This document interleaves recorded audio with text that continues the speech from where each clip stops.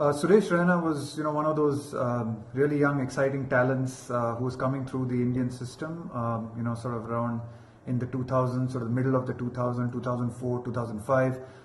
Playing under 19 cricket and doing exceptionally well. And you could see even at that time that Suresh was going to be a very, very important player for India. And that's really how it's played out in the last decade and a half, and a lot of the success that India's had. In white ball cricket, a lot of the great moments, the great memories that India has had over the last decade and a half, Suresh has been a really, really big part of them.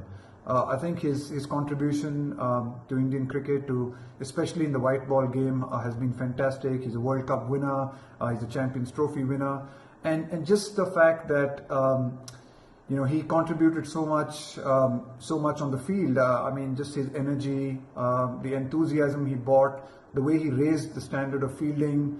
It was one thing you always felt Suresh did all the difficult things for India, batting lower down in the order, when honestly his numbers could have been a lot better if he had batted higher up in the order, and that has been shown out in the success that he's had for CSK in the IPL, where he bats at number 3 and has an absolutely phenomenal record, and is one of the phenomenal players of the IPL over the last decade or so. But for India, for most part of his career, he batted lower down in the order. He fielded at the difficult positions. He bowled some very handy overs, and always brought a lot to the team.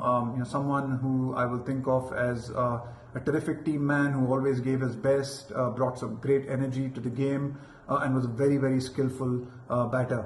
I guess he couldn't replicate the success of a debut 100 and couldn't build on that in his Test career. But be that as it may, I think his contribution in one-day cricket to India was fantastic, and he was part of a very, very successful Indian one-day team and over the last decade and a half.